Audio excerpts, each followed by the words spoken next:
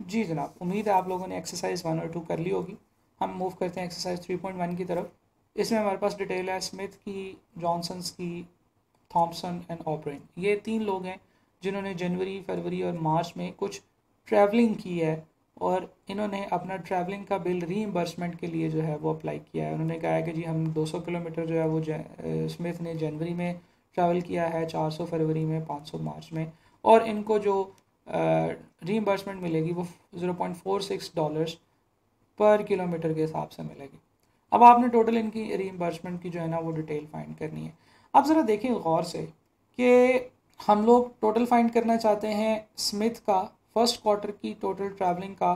तो यहाँ पे तो बहुत ही जो है वो इजी है। आप प्रेस करेंगे आल्ट इक्वल टू, उसने ऑटोमेटिकली सेंस करना है कि इन चीज़ों का आप टोटल कर रहे हैं। मैं यहाँ से इसको कॉपी करूँगा और यहाँ पे पेस्ट कर दूँगा, ठीक है जी। और ये हमारा एक नंबर है, हमारे पास ये टोटल किलोमीटर्स है, इसमें डॉलर का साइन नहीं आना चाहिए। मैंने अभी साइन चेंज किया, आपको नहीं बताया ये कैसे करते हैं। इंशाल्लाह इसको भी हम आगे डिस्कस करेंगे। हमारे पास ये नंबर यहाँ पे ऐसे आ गया। अब मैंने इसी तरीके से टोटल जो है वो ट्रैवलिंग फाइंड करनी है, तो मैं इन चारों को सेलेक्ट करूँगा, इन 4 सेल्स को ऑल्ट और इक्वल टू प्रेस करूँगा तो भी मेरे पास टोटल आ जाएगा। F2 प्रेस किया तो मुझे पता चला कि ये इससे ऊपर वाले सेल्स का सम है, ये इससे ऊपर वाले सेल्स का, ये इससे ऊपर वाले सेल्स का, और ये 4200 जो है ये इससे ऊपर वाले सेल्स का सम है। अब मैंने क्या करना है, मैंने इसको, ये जो हमारे पास 1100 है, इसको मैंने मल्टीप्लाई करना है किसके साथ, 0.46 के साथ। तो जैसे ही मैं इसको 0.46 के साथ मल्टीप्लाई करूँगा मेरे पास वो रीइंबर्समेंट अमाउंट आ जाएगी जो मैंने स्मिथ को देनी है, ठीक है। मैं इसको यहाँ से कॉपी करता हूँ और एंड तक पेस्ट कर, चलें एंड तक पेस्ट करने के बजाय मैं सिर्फ यहाँ पे दूसरे सेल में पेस्ट करता हूँ। तो यहाँ पे तो एक एरर आ गया। ये क्या हुआ, मैं क्या कर रहा था, मैं इस 1100 को इस 0.46 से मल्टीप्लाई कर रहा था। मैंने इस फार्मूले को नीचे कॉपी किया तो ये 1150 को 0.46 से मल्टीप्लाई कर रहा होगा। जी नहीं, ऐसे नहीं होगा।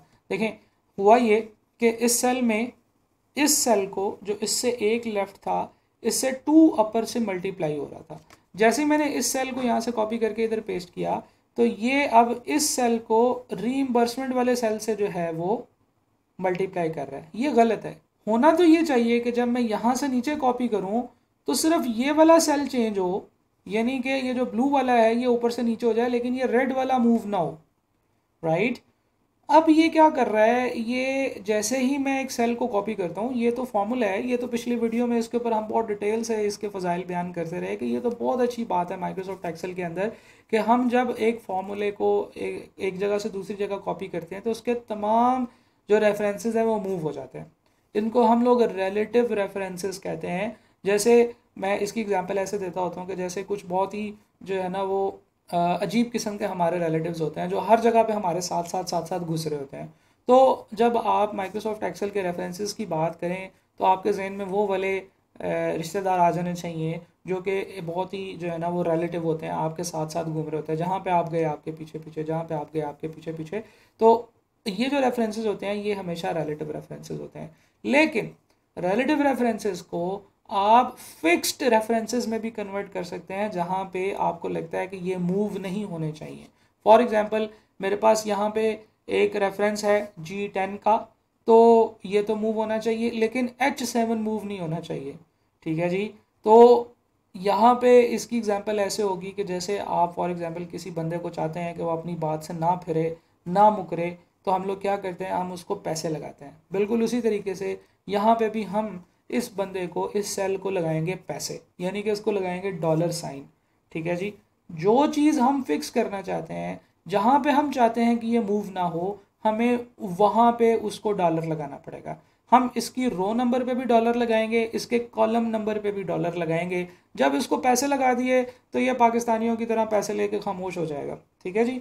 ये तो फिर एक फ़न पार्ट था, राइट। तो आपने इस चीज़ को बिल्कुल माइंड नहीं करना। मैं ये आपको एग्जांपल इसलिए दे रहा हूँ कि ज़रा चीज़ें थोड़ी सी समझना जो है वो आसान होता है। तो हम लोग क्या करेंगे, ये जो रेड वाला सेल है इसके साथ F4 जैसे ही मैं प्रेस करूँगा तो इसके H के साथ भी डॉलर लग गया है और 7 के साथ भी डॉलर लग गया।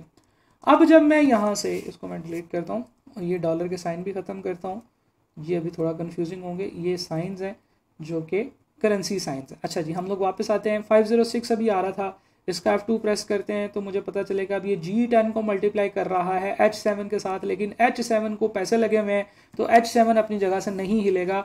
अगर मैं इस सेल को यहाँ से कॉपी करके नीचे पेस्ट करूँगा तो क्या होगा कि जिसको पैसे नहीं लगाए थे वो तो रिलेटिव रेफरेंस की तरह साथ ही नीचे मूव हो गया, लेकिन जिसको पैसे लगाए हुए थे वो अपनी जगह पे कायम है। अब मैं इसको कॉपी करके यहाँ पे मर्जी पेस्ट करता चला जाऊँगा।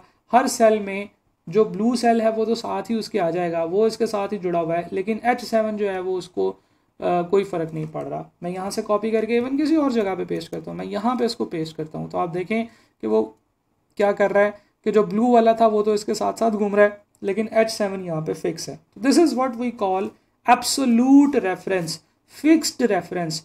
किसी भी रेफरेंस को फिक्स करना भी कभी कभार ज़रूरी होता है, क्योंकि आपके पास डाटा या टेबल इस तरीके से होता है कि उसमें इंफॉर्मेशन आ रही होती है और आपने उसको फिक्स करना होता है, तो फिर इस तरीके से आप इसकी कैलकुलेशन करेंगे। तो जनाब ये देख लीजिए, इसको दोबारा से हम करते हैं। मैं इस एक्सरसाइज को डिलीट कर रहा हूँ सारी को, हम लोग सम करेंगे। तो यहाँ से इस सारे को मैंने सेलेक्ट किया और ऑल्ट इक्वल टू प्रेस किया तो मेरे पास इसका सम आ गया। अब मैंने यहाँ पे क्या प्रेस करना है, इक्वल टू, और उसके बाद मैंने इस सेल को मल्टीप्लाई करना है इस सेल के साथ, लेकिन इस सेल को मैंने पैसे लगाने हैं तो F4 प्रेस करूँगा तो इस सेल को पैसे लग जाएंगे। एंटर प्रेस करूँगा, कैलकुलेशन के ऊपर तो कोई फ़र्क नहीं आएगा। हाँ, जब मैं इसको कॉपी करके नीचे किसी और जगह पे पेस्ट करूँगा तो वो रेड वाला सेल ऊपर ही रहेगा, वो वहाँ से मूव नहीं होगा। इस एक्सरसाइज को परफॉर्म कीजिए, हम लोग अगली एक्सरसाइज की तरफ मूव करते हैं। जी जनाब, एक्सरसाइज 3.2 करते हैं। जनाब हमारे पास एक स्टूडेंट है जिसकी English, Urdu, math, physics, chemistry और बायोलॉजी के टोटल मार्क्स हैं और फिर उसके ऑब्टेन्ड मार्क्स हैं। इन दोनों का टोटल मुझे चाहिए, तो मैं यहाँ पे तो आल्ट इक्वल टू से इन दोनों का सम कर लेता हूँ।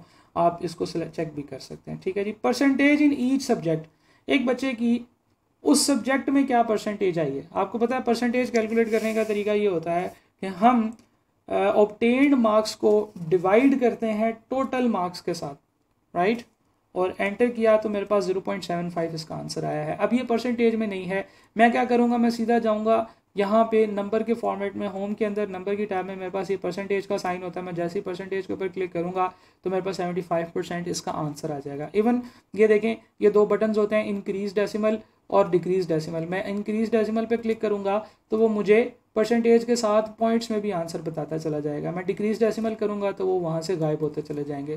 तो इसकी 75% मार्क्स जो है वो इंग्लिश में है। अब मैंने उर्दू के परसेंटेज मार्क्स निकालने के, उर्दू में इसने कितने मार्क्स हासिल किए, तो मैं सिंपल यहाँ से इसको कॉपी करूँगा और यहाँ पे नीचे पेस्ट करता चला जाऊँगा। अब देखें, there is nothing to fix.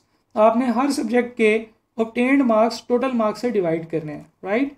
आपने 180 हासिल किए हैं केमिस्ट्री में, इसको 200 पे डिवाइड करना है, तो ये परसेंटेज इन ईच सब्जेक्ट है, राइट।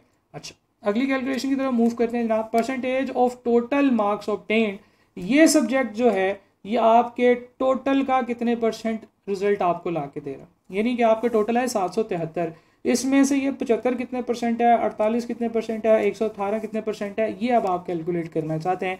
तो आप इसकी परसेंटेज कैसे कैलकुलेट करेंगे, आप इक्वल टू प्रेस करेंगे और नंबर उस सब्जेक्ट के जो है वो कैलकुलेट करेंगे, उसको डिवाइड करेंगे टोटल के साथ, राइट, ओके।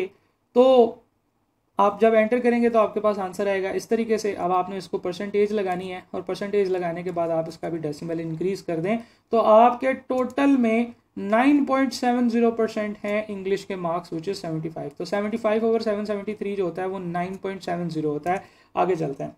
यहाँ पे अब मैंने इस फॉर्मूले को जब जैसे ही मैं कॉपी करके नीचे पेस्ट करूँगा तो मुझे गलती नज़र आएगी कि यार ये वाला जो 773 था ये नीचे नहीं जाना चाहिए था। तो मैं इस सेल को डिलीट करूँगा, दोबारा ऊपर वाले सेल में जाऊँगा और इस रेड सेल को लगा दूँगा पैसे F4 से और एंटर करूँगा तो आंसर के ऊपर कोई फ़र्क तो नहीं पड़ेगा। लेकिन जब मैं उसको कॉपी करके नीचे पेस्ट करूँगा तो आप देखें हर जगह पे ये जो ब्लू वाला सेल है ये नीचे मूव होता चला जा रहा है, लेकिन जो रेड सेल है वो वहीं पे फिक्स है और आपके पास ये जो टोटल है ये बिल्कुल आल्ट इक्वल टू से 100% आ जाएगा, ठीक है जी। तो ये कैलकुलेशन भी आप परफॉर्म कर लें। मैं अगली कैलकुलेशन की तरफ मूव करता हूँ। जी बिल्कुल ये वैसे ही है, एक्सरसाइज 3.3 जो अभी हम लोगों ने इससे पहले की है कि आपके पास जो है वो सेल प्राइस पर बोतल $3.5 है, मंथली सेल्स आपकी ये आ रही है, आपने मंथली रेवेन्यू फाइंड करना है। तो आपने मंथली रेवेन्यू कैसे फाइंड करना है, आपने जो सेल्स हैं उसको मल्टीप्लाई करना है प्राइस पर बॉटल के साथ। जब आप उसे मल्टीप्लाई करेंगे तो आपके पास अमाउंट आएगी 15,750, राइट। अच्छा जी, इस एक्सरसाइज में जो करेंसी है वो डॉलर्स में है, तो आपको करेंसी से परेशान होने की ज़रूरत नहीं है। मैं इस करेंसी सिग्नल को ख़त्म कर देता हूँ, आपके पास सिर्फ नंबर्स नज़र आ रहे हैं, राइट। अच्छा जी, अब मैं यहाँ से इसको कॉपी करके आगे पेस्ट करूँगा तो मुझे गलती नज़र आ जाएगी। अच्छा, अब इसका तरीका यही है कि आप शुरू में जब आप रिलेटिव और एब्सोल्यूट रेफरेंसेस की प्रैक्टिस कर रहे हैं तो आप एक दफ़ा चेक कर लें कि कहाँ पे गलती हुई है। अब ये गलती हो गई है जी, ये जो E30 था ये आगे नहीं जाना चाहिए था, सॉरी ये जो D30 था ये आगे नहीं जाना चाहिए था, तो मैं इसको करूँगा डिलीट, वापस उस सेल में जाऊँगा और D30 को लगा दूंगा पैसे। ठीक है जी, अब ये जो पैसे है ना ये दोनों डायमेंशंस में होते हैं। जब मैं D के साथ पैसे लगाता हूँ तो मैं इसे कहता हूँ कि D से E पे नहीं जाना तुमने, सही है जी। और जब मैं रो नंबर के साथ पैसे लगाता हूँ तो मैं इसे कहता हूँ कि 30 से 31 पे नहीं जाना, सही है। तो ये दोनों के साथ मुझे डॉलर लगाना पड़ेगा, ऑल्दो कि हमारे डाटा के हिसाब से हम कुछ पैसे बचा भी सकते हैं, हमें दोनों जगहों पे डॉलर लगाने की ज़रूरत नहीं है, लेकिन वो इंशाल्लाह हम अगली प्रैक्टिस में देख रहे होंगे। अभी ये देखें कि हमारे पास आंसर आ गया है। अब मैंने सिंपल इसको यहाँ से कॉपी करना है और थ्रू आउट सारे में पेस्ट कर देना है। थ्रू आउट सारों में पेस्ट कर दिया तो अब मैं किसी भी सेल में F2 प्रेस करूँगा तो मुझे नज़र आएगा कि ये इस 4000 को जो इसके साथ साथ घूम रहा था इसको मल्टीप्लाई कर रहा है 3.50 के साथ। हम लोग आगे चलते हैं एक और एक्सरसाइज की तरफ विच इज़ 3.4। जल्दी से 3.3 करें और फिर वापस आएँ। जी जनाब, सिटीज़ हैं, first quarter, second quarter, third quarter और फोर्थ क्वार्टर की सेल है। टोटल चाहिए आपको, टोटल तो अब मसला ही कोई नहीं है, आप पूरी टेबल को सिलेक्ट करें, ऑटो सम पे क्लिक करें, दिस इज़ योर टोटल। अब आपको चाहिए परसेंटेज। अब आपको परसेंटेज किस चीज़ की चाहिए, दिस इज़ वेरी इंपॉर्टेंट। आपको टोटल जो इस मंथ की सेल्स हैं that should be divided by this 5270, right. और जब आप ऊपर से नीचे इसको कॉपी कर रहे हैं तो आप ये चाहते हैं कि ये जो टोटल है ये नीचे को मूव ना करे, तो फिर हमें यहाँ पे J48 को लगाने पड़ेंगे पैसे। आप J48 को पैसे लगाएंगे और फिर उसके बाद इसको परसेंटेज में कन्वर्ट करेंगे, इसको कॉपी किया और नीचे एंड तक पेस्ट किया, then you will get the percentage. Similarly आप यहाँ पे भी परसेंटेज कैलकुलेट करना चाहते हैं तो this should be divided by this number, और अब आपने यहाँ पे J48 को लगाने हैं पैसे ताकि वो वहाँ से मूव ना हो। इसको परसेंटेज में कन्वर्ट किया और इसका जो डेसिमल है वो 1 इंक्रीज़ कर दिया। Now you have to copy it and paste it to the remaining areas. आप देखेंगे कि ये जो 100% आया है ये क्या है, इसी सेल को इसी सेल पे डिवाइड करके परसेंटेज में कन्वर्ट करने से 100% आता है। तो यहाँ पे आपको पता चल जाएगा कि this is your total, right. तो बहुत ही ईजीली आप परसेंटेज कर लेते हैं और बहुत ही ईजीली आपके पास जो भी डाटा होता है आप उसके अंदर से फिक्स रेफरेंसेस के थ्रू डिफरेंट टाइप की कैलकुलेशंस कर सकते हैं। इस वीडियो को हम यहीं पे ख़त्म करते हैं। इंशाल्लाह अगली वीडियो में हम लोग 2 वे एब्सोल्यूट रेफरेंसेस की जो है ना वो बात करेंगे, जिसमें दोनों सेल्स को जो है ना वो हमने एब्सोल्यूट करना है और फिर उसकी प्रैक्टिस भी थोड़ी सी देखेंगे कि किस तरीके से हम करते हैं। Thank you.